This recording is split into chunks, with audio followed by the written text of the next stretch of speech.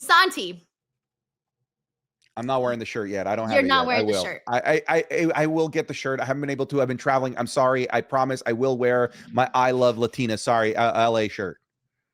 All right. I Next promise. week? It will happen. I think next week, yes. Next week. All right, you guys heard it here. Santi has made a promise that next week he will wear his I Love LA shirt as a punishment for his loss of our bet of the World Series. Anyway, Santi, we got a hell of a Monday Night Raw to get into here today. I don't even know where to begin, but I think we should begin with the way that Monday Night Raw closed off. Wait, we could start with a quick question. Okay. Is this the best Raw of the year? Because I know there's a lot to talk about. So, like, before we dissect it, do you think this is the best Raw of the year? Like, in terms of returns, moving the needle, matches, the crowd. Was this the best Raw of the year?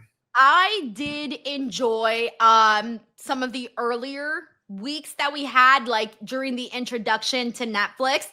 I thought we had some like really strong segments, like when we had the stuff with like CM Punk and Cody Rhodes and all of that, and Seth Rollins and Drew and everything that kind of went down with that. I feel like some of those shows were a little stronger, but it's really hard right now to say because I did think the show had a lot of good stuff. Like this has definitely been the better Raw, I would say, of like the latter end of the year. But I don't know of the entire year because we did have some good Raws in the past. Yeah, I will say we had those Raws that like the ones that were building to WrestleMania.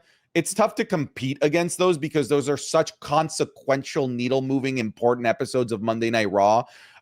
This was just so like jam-packed, right? This felt like we went to a Chinese buffet and we had a delicious, succulent Chinese meal. And we got to eat all of we got spring rolls, we got lo mein, we got chow mein, we got chicken balls. You could just pick whatever you wanted. Anything was on the menu there with this Chinese buffet of an episode of Monday Night Raw. Yeah, see, I like that. You can't say no to a good buffet. And that's what, like, I started to see some of, like, the videos, like, heading into Matt for the show today. And there was just, like, this vibe in Madison Square Garden. It almost made me feel like, Santi, I'm sure you were probably thinking the same thing. I was like, damn, I should have gone to this show because it looks so fun to be there. And everybody was excited throughout the entire show. And, like, even last week when we were in Boston, there was a great reaction for John Cena. And even throughout some of the other parts of the show, like, the crowd did die down a little bit, but specifically today, the crowd was lit like the entire show, and it felt like they knew, okay, we're really promoting the show heavily. Like this show, by the way, is one of the first shows in a long time that Netflix has heavily promoted for Monday Night Raw. Like they were out there really promoting, sending out press releases that it was John Cena's final Raw. They dazzled out the chairs. They put out some cool graphics. Like they really went all out to promote this. So I think that all of that was in the atmosphere of like, hey, this is a big Monday Night Raw. For sure. This was one where like if you missed it, you kind of got to go back and rewatch the whole thing. You can't even piecemeal it and say like, oh, I'll just watch like to see what happened in the main event, because it felt like every segment was consequential. Even the small ones felt like they were incredibly important to whatever it is that they're doing for their story, narratives and booking moving forward. Right. All right. So John Cena's final Raw. We're building to Wargames, which is Survivor Series, which is in 2 weeks. We are getting very close to a lot of things. So this was a very electric show. So let's start with the ending though, because we had all of the Wargames guys, they were out there just brawling it out. And throughout the night, we were trying to figure out like, okay, who else is going to make their way out there? There were some theories. There were some people wondering if it was going to be Brock Lesnar. There were some people hoping that it would be Roman Reigns. And we did end up getting both Roman Reigns and Brock Lesnar going out there. Of course, these are two guys that are no strangers to each other. They have known each other for a very long time. They've had a million matches together, but it's been a minute.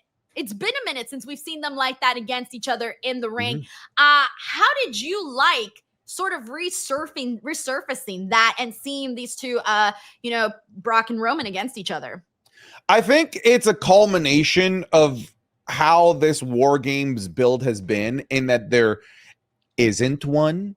It's just, what big names could we bring here And to a degree that can work only if you can bring the biggest of the biggest names, because I love Drew McIntyre, but having to rely on the big names that are there all the time, like the Drew McIntyres, the Cody Rhodeses of the world. Sure, these are the big names, but you need a storyline.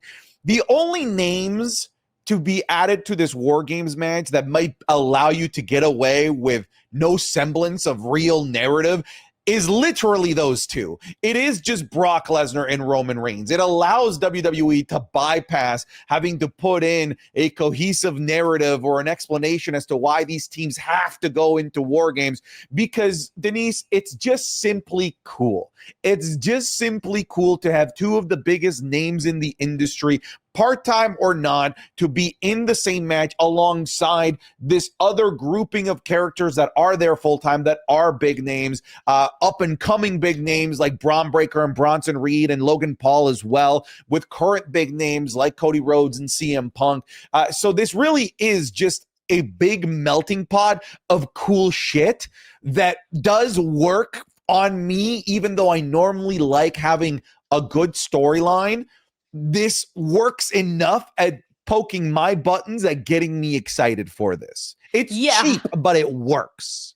Yeah, no, I 100% agree with you, because like even during the watch along, we had a lot of people that were kind of like, okay, I think the women's match is going to be better because there was all these, like, the women's War Games match is going to be better because there's more of a story in there within the women. But when I looked at all of the men that were going to be in this match, I'm like, damn, I cannot hate on this men's War Games match, because I'm looking at it and I'm going, dude, you got anybody who's anybody in WWE in this matchup. Like, I'm expecting them to go all out here, because again, in what they're lacking in was the story. Of course, you have a lot of these guys that have at some point been intertwined in feuds with each other throughout the years.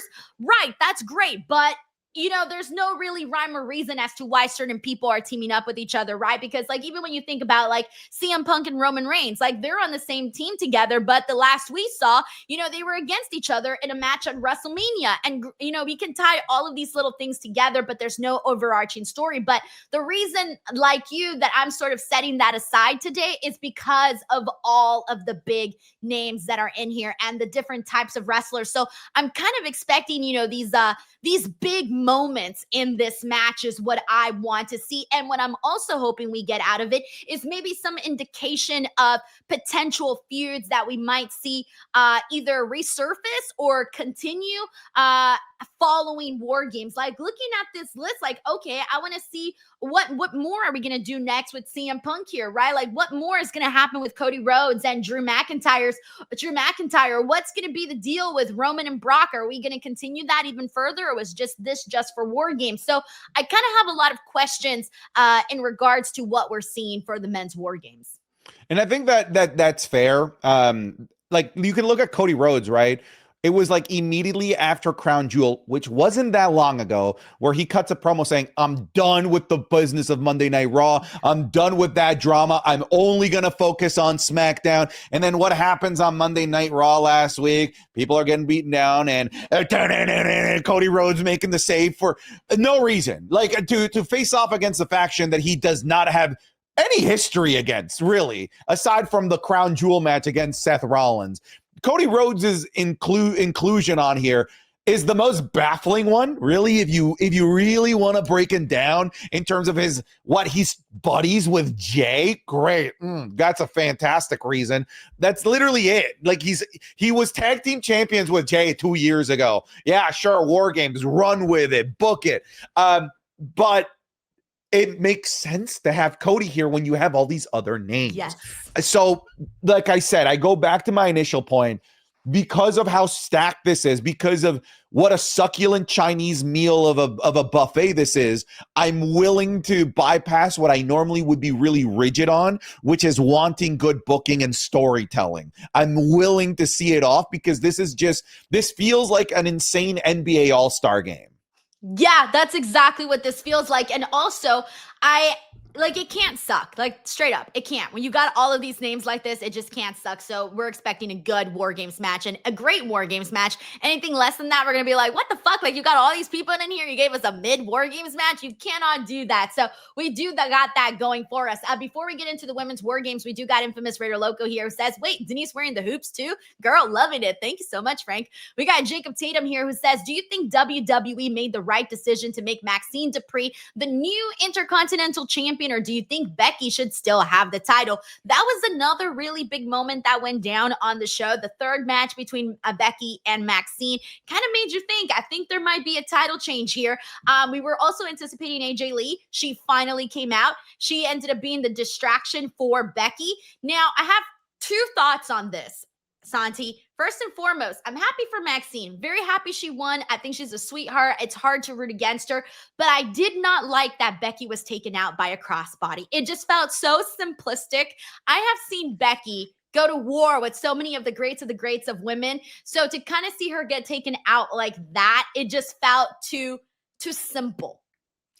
I get it. I'm with you. I didn't love this. I know I'm willing to be open about the idea of Maxine Dupree being Intercontinental Champion. It's like, okay, I appreciate WWE trying with somebody new.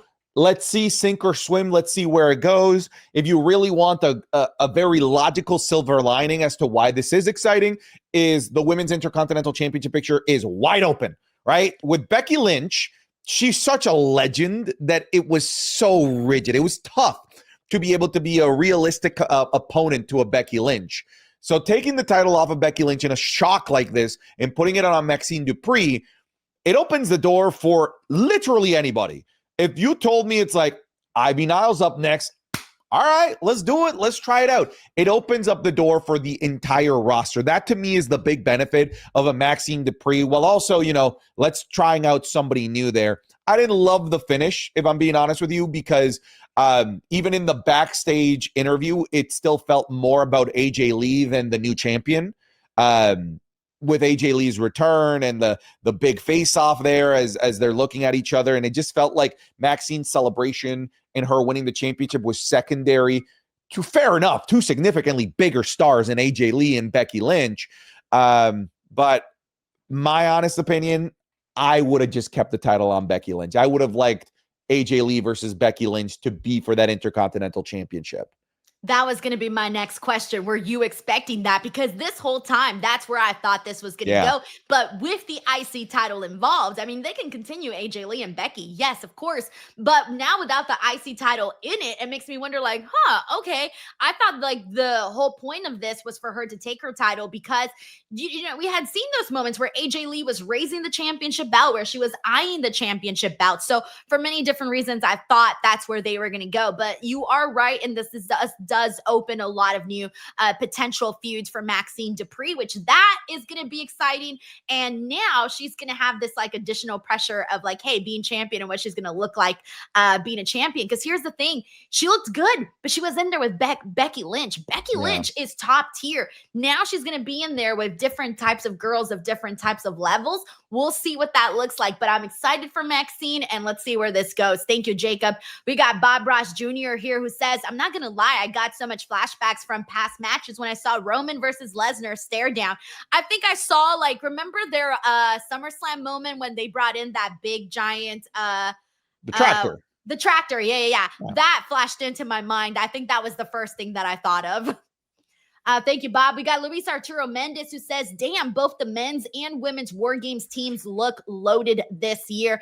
Thank you, Luis. So let's talk about the women's War Games here because we got Rhea, Io, Alexa, and we had two names, TBD, versus Nia Jax, Lash Legend, the Kabuki Warriors, and another TBD to be announced. However, we were just on the topic of AJ Lee. Rhea Ripley pulled her aside, wanted to talk to her. So I think we can assume that AJ Lee will be added to the team here. I'm wondering if they're adding Charlotte. Are they adding Charlotte? Because she did go out there and howl. I think the understanding of the run-in was that, okay, all right, I'm in. Right. Okay. So then count Charlotte and Alexa for the women's babyface teams. And then we still got one more spot in the heel teams. Am I forgetting who they're adding for that? They didn't make a mention of anybody today, did they? For the heels, no, but I think the assumption is going to be Becky Lynch now. You know, she's free Right. from the IC title, and hey, I guess it would make sense for her to be on the team just to get her hands on AJ Lee, right? Like, Yes. Okay. Yes, you're on to that. So again, with this one here, more of a story with all of these people intertwined, but damn, it's looking really good too. And the thing that I like the most about the women's war games is the different styles of wrestlers that you have in here, because you got powerhouses, you got strikers, you got your high flyers, you got a little bit of everything in that. So they can't drop the ball. I think it's going to be great. I'm with you. Again, not much of a narrative or a story. I compared it recently to Blood and Guts. I felt like the narrative of the between the women in the two teams in Blood and Guts and the two men, I said in my head, oh yeah, the only place to blow this off is a match like Blood and Guts. The stipulation was earned by the storyline. But with this, with both the men's and women's war games, I don't see what, like, aside from, hey, it's war games time, so we got to do war games. They haven't earned the stipulation from a storyline perspective, but from like star power, sure, okay. I'm in, like I said, NBA All-Star game. We got Steven Marchuli here who says, making Cody look weak versus Brock. Not for me, says Steven. Well, I think the whole thing was really just to build up the moment with him and Roman Reigns. Like, that was clearly the thing that they wanted to get over the most. Thank you, Steven. We got JS Cal here who says, how about Maxine putting on for NorCal, representing? Thank you, Jay. That's always cool to see people representing. We got JM here who says, no way Cena loses his second last match ever. He's going to look strong heading to his match. Tournament winner will look dumb winning all those matches just to face Cena, who just lost. All right, so let's get into John Cena, because this was the drawing point of Monday Night Raw today. This was his final Raw ever. And what we ended up seeing was a confrontation with him and Dominic Mysterio, an insane eruption when he walked out there in Madison Square Garden, and a six-man tag with him teaming up with Sheamus and Rey Mysterio to take on the Judgment Day. Santi, did the execution of the promo and the match the moment, match the hype of what you were anticipating for today's show? Okay, so what I was anticipating was not this. I thought, hey, they're just going to try and get as many individual matches and moments for Cena, and I thought it was going to be somebody different. A lot of people had, like, for example, like The Miz in mind, like one final match between these two. When I heard Dominic's music, I was initially a little bit bummed. I was like, I would have liked something new.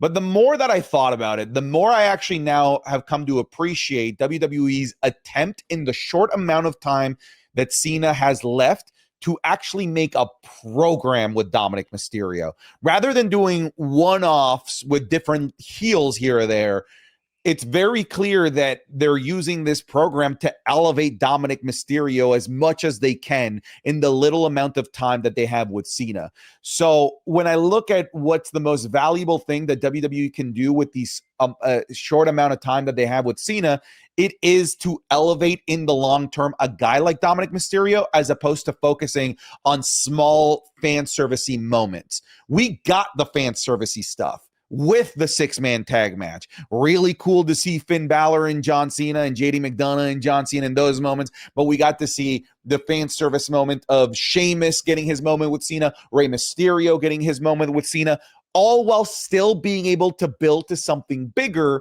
a more grandiose program of Cena and Dominic Mysterio. So once I was able to kind of remove myself from maybe the initial disappointment of not hearing a new song, of not seeing Cena versus somebody I haven't seen yet before, the more I ended up liking it, because the more I think it's going to be a long-term benefit for somebody that's going to be there for the next 20 years in Dominic Mysterio. So I'm down for this. I like what you asked me, if I like the execution. I think it's about as good as it can be with only 2 appearances together. I don't know how much better it can be than that. You know, we don't have multiple episodes to elongate this. We don't have another Monday Night Raw. It's just taking the title off of you, a quick setup of the rematch for War Games, and then a 6-man tag match, and that's it. If that's all the time that we have, I think the execution was brilliant in terms of the little amount that they had to work with. Yeah, it feels like we kind of rushed at the end because we had so much time with John Cena, or at least I felt like we had so much time with him, at the start of this farewell tour. And before we know it, like there was not enough time left. So the fact that we got, a couple weeks worth of content between him and Dominic is actually a huge win, to the point where this match is being, it's official for Survivor Series. We are going to be seeing John Cena and Dominic Mysterio. Now, granted, this is, of course, a rematch. So I'm hoping, because I wasn't necessarily blown away by like the first match on Raw. So I'm hoping that this match here is kind of a little bit stronger and it meets that PLE level that we like to get in these types of matches. Now, I will say this, one of the things that I did think was, when you think about like John Cena's final Raw, I also think about John Cena's final SmackDown. I personally felt that John Cena's final SmackDown, the match that he had with Sami Zayn and everything that kind of went down there, I thought that was much stronger than his final Raw, which is not really what I was anticipating, but I did feel that way. So I kind of feel like that to me was still a top tier moment, even though I did enjoy this 6-man match, because by the time we got like a little bit midways of the 6-man was when it really started to pick up. I love that they did like the 3 combo, everybody, the 5-knuckle shuffle with everybody in there. Seeing Ray do the 5-knuckle shuffle was hella funny, probably my favorite part of the whole match. But it was a fun match. Someone described it as a house show match, and it definitely did have that flair to it. But I think for me, I still think that SmackDown, final SmackDown, was executed a lot stronger than the Monday Night Raw. See, here's where I'll disagree with the last SmackDown versus last Raw. I don't disagree that this was kind of house showy, a little like very fan servicey, but what it felt like was a party. It felt like a big celebration. I compare that to the last SmackDown. Let's not forget how that ended, with Brock Lesnar eating John Cena alive to set up for WrestlePalooza to eat John Cena alive in front of a bunch of Make-A-Wish kids. That did not feel like a party to me. That was the opposite of a party. I'm more so focusing on the Sami match and the promo before. Incredible match quality. Oh my, like it doesn't touch the Sami match. But when I look at like I believe the kids are calling it the vibes. I like the vibes of what we did here in MSG. We got Fredo here, who says every kind of fan got something today. Cena match, a title change, Wargames build, best match of the tournament in Evans and Gunther. Worst part was the what changed during Alexa Bliss's promo. Yes, that is definitely true. But since Fredo brought it up, I do want to get your thoughts on the Last Time Is Now tournament, because we are that's it. Like, we're almost getting towards the end of this, and we've had a lot of different matches. But as of this point, I feel exactly like what Fredo said here, that Gunther versus Javon Evans has been the best match by far. But if I'm being completely honest here, though, I was expecting so much more for this tournament that I really hope that the latter portion that we get is so much better than what we've kind of gotten in the beginning, because for there to be really only one breakout match, that's not something that I want to, remember at the end of the day. I want to remember that the whole tournament was kick-ass. And I also kind of just feel like, I don't know if I don't necessarily feel let down, but I don't feel overtly excited about the names that were in this tournament. There were some names that are questionable. Like, listen, God bless Finn Balor fans. These people have gone through enough. They don't need to go through the disappointment of him just taking another L in the tournament. He shouldn't be in this. People like Nakamura shouldn't have been in this. I feel like we could have definitely padded this out with even more NXT names, right? Like, if there were people that you knew were going to take L's, like Nakamura, like Finn Balor in this, I think you were best suited to giving those L's to people that could impress in an L. Meanwhile, Finn Balor and Nakamura, we just expect losses from them. But if you had to put, say, I don't know, just more NXT talent, Miles Bourne, why not, from NXT in one of those matches? I expect a loss out of Miles Bourne, but at the very least, he can impress me and win me over and win some fans in that losing effort. Meanwhile, Finn Balor losing here is just, that's another Tuesday. It's just another Finn Balor day, right? I do wish there were, for me, I think, well, my biggest takeaway is I wish more NXT guys had it been in this tournament. But in terms of match quality, I think it's about to get significantly better once we get into the next rounds. I think when you look at like what's potential up for the next round, we're looking at like Gunther versus Carmelo Hayes as a possibility. Are you kidding me? I think like one of the brackets could be like Penta versus Sheamus. That'd be insane. Like I do think it's about to ramp up. At the end of the day, it is still the first round that we've got to judge, and we did get some cool surprises in the first round in Cardona and Ziggler as well. So Solo and Dolph Ziggler occurred today. Dolph Ziggler, shout out to him for getting this opportunity. He went in there with so much energy, so much adrenaline. Bro was hyped. And that led to a decent match on the show. I was in it for this. But it is one of those things where everybody was like, dang, we didn't get Joe Hendry. We didn't get Obafemi. Those were some of the names that people were throwing around. So again, those spots were limited, man. But I did think that Solo and Dolph, like they definitely did a fine job. Like I liked that more than I liked it more than Rusev and Damian Priest. I liked it more than Sheamus and Shinsuke Nakamura. So the fact that it was good enough to like be better than some of the other ones, thumbs up. Thank you, Fredo. All right, we got Stephen Marchulli here who says, my issues with the tournament is nobody in it is ready for a Cena match. It needed Breaker and Oba. Well, clearly, there was different plans there for Breaker. And Oba, I was surprised. The second he came out on NXT, Santi, that was the moment that I was like, oh, he's not going to be in this tournament if he's back on here on NXT.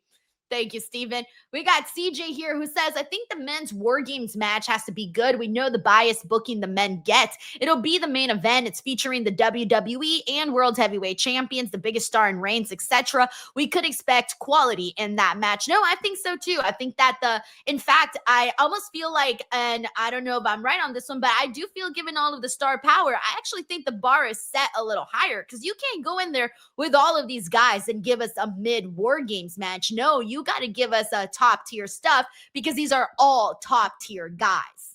Thank you, CJ. We got Nishi Emmanuel here who says, except Cody, the rest of the 9 are Heyman guys. Oh shit, you're right on that one, Nishi.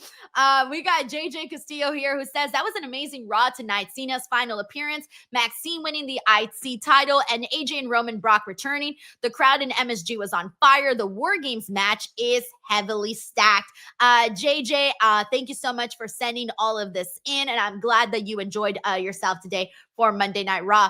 We got Infamous Raider Loco here who says, Santi, at least show up with an I Love Latina shirt for the bit. Damn, my Raiders getting murdered by Dallas. And what the hell happened with Chargers? I didn't watch. I heard the Chargers aren't doing so great. Didn't they just lose to the Jags? We lost listen, you know those big scary dudes that are supposed to protect your big beautiful quarterback? We don't have any of those guys. We don't have a functioning offensive lineman. We have statistically, Denise, one of the worst offensive lines in the history of the NFL right now. The existence of the sport. Somehow we have one of the worst offensive lines. How sad. I was in Boston this week. I went to the Jets-Patriots game, and when we were walking, obviously we were decked out in Jets gear. Everybody was like, the Jets suck! You know what it's like walking and everybody telling you your team sucks? Yeah, that's brutal. To and be you fair, can't say nothing. You're just there walking. Because it's true. To be fair, you kind of picked that life. It'd be like complaining that people are calling you a clown when you're literally dressed like one. Oh man, sad stuff. We got CJ here who says, but I'm not really hyped for it. Jay is poo, he says, and he's been in like the last 2 to 3. Jay Reigns and Punk was on the same time last year. Just feels lazy, not even going into Brock's inclusion. Like I said, I think there's still a lot of potential for a fun match, but I get your frustration, CJ. I get it. Thank you so much. We got Hassan Batla here who says, so this is Jay's 4th War Games in a row. Hey, what up, Jay? He's getting that experience in. Thank you, Hassan. We got GZACG here who says, hated sham a random draw booking for Cena's tournament. Loved Cardona and Nemeth. SmackDown NXT doesn't work here. Got shorted. Raw had 8 stars and men and 6 in second round. Let's just FF to Gunther versus Cena. Oh, let's just fast forward to Gunther versus Cena. Yeah, you deciphered that one. I was having a tough time with that one. Yeah, I was like, wait, let's just FF. I was almost I don't even know what I was gonna say anymore. Jeezy, thank you so much for getting all your thoughts in here and also pointing that out about because they had a lot, 16 guys, and they're like people that don't work here. Raw, SmackDown, NXT, and I'm thinking, shit. That's why I'm telling you, Santi, the first second that I saw them say Shinsuke Nakamura was in the tournament, that told me everything. I was like, oh, we're not going to get all of these people that people were excited about. Like, that told me everything. We got Anthony Giuliano here who says, hey, Denise, you look very beautiful in Rhode Island. How did you like it? Oh, it was amazing. My first time seeing Rhode Island.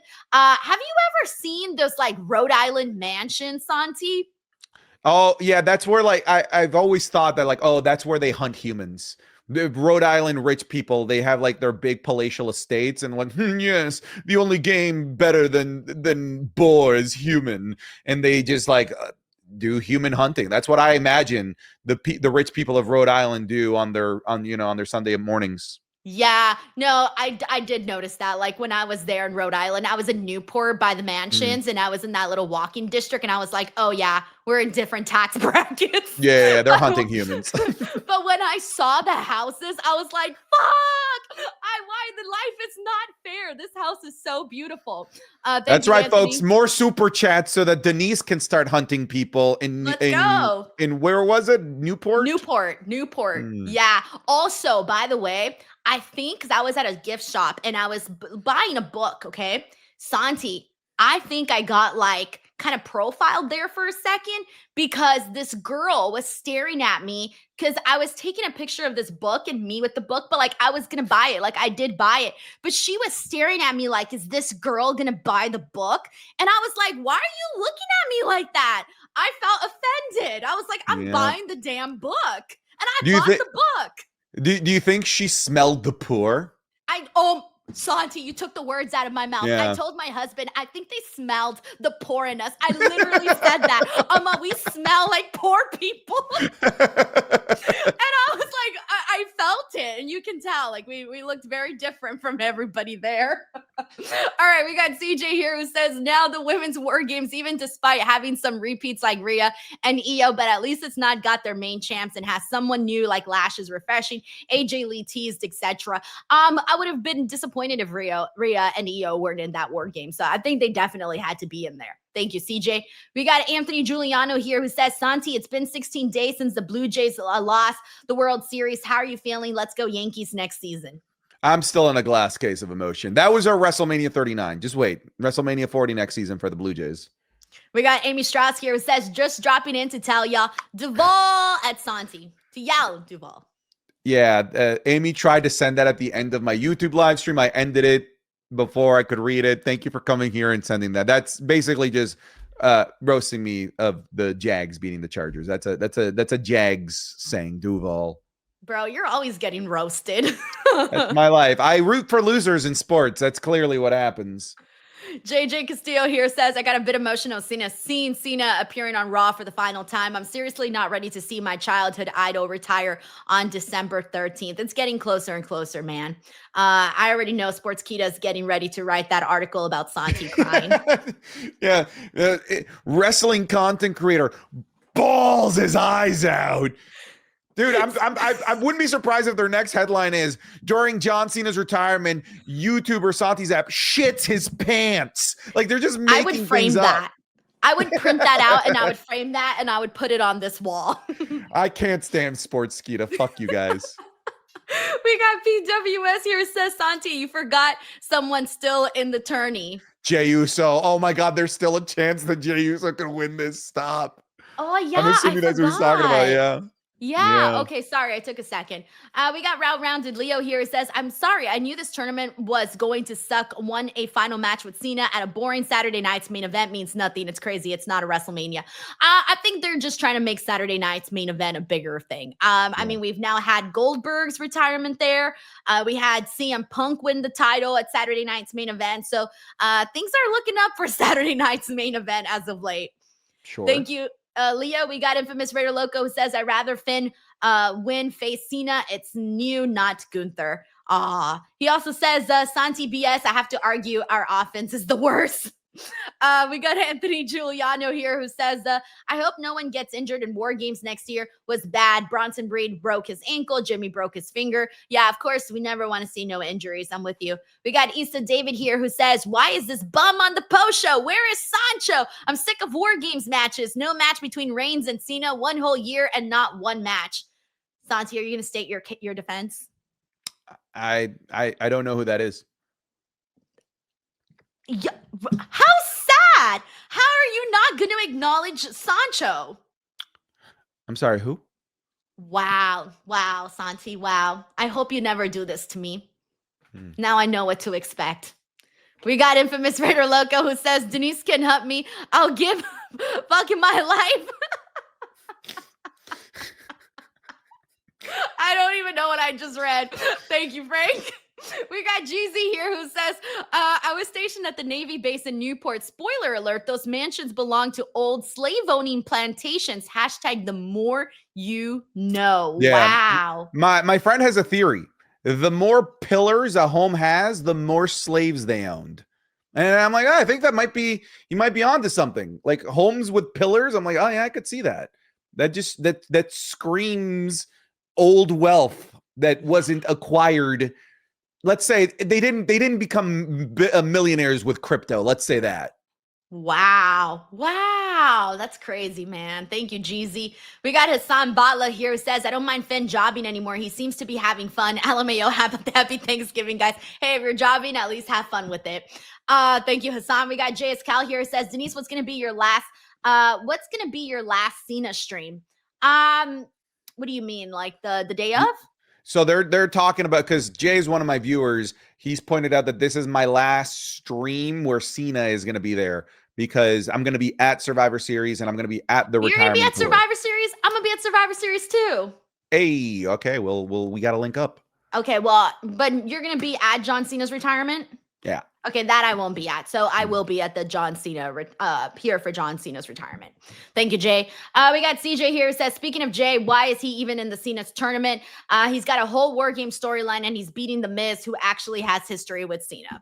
Well, who knows? Maybe Jay will just not continue on. We'll see. I think they just needed some bigger names, and Jay is one of them. We got McTaro here who says, free Sancho, Blue Chew, promo code Denise. Love it. We got Paul Lamb here who says, go on a losing streak, attack the champ a couple of times and get a title shot.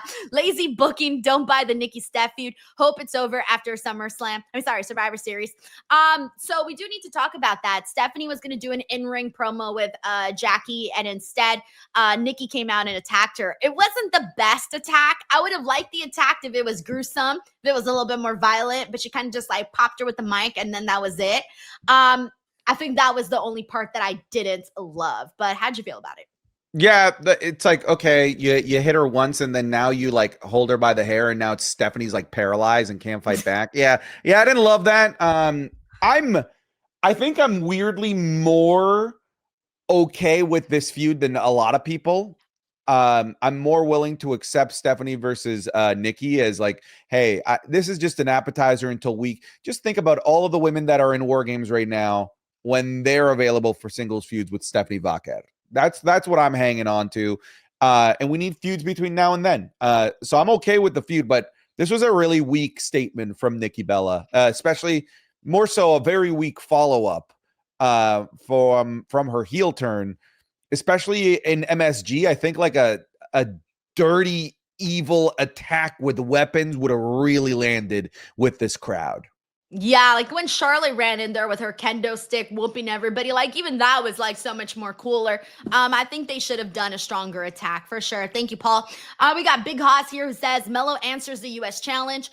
Trick attacks him, answers the challenge, and wins. Trick versus Mello at Mania, with Mello winning the new title, the new KO versus Sammy. Hey, they could be the new KO versus Sammy. We'll see if they end up doing something like that. But thank you so much, Big Hots, for sharing your fantasy booking idea.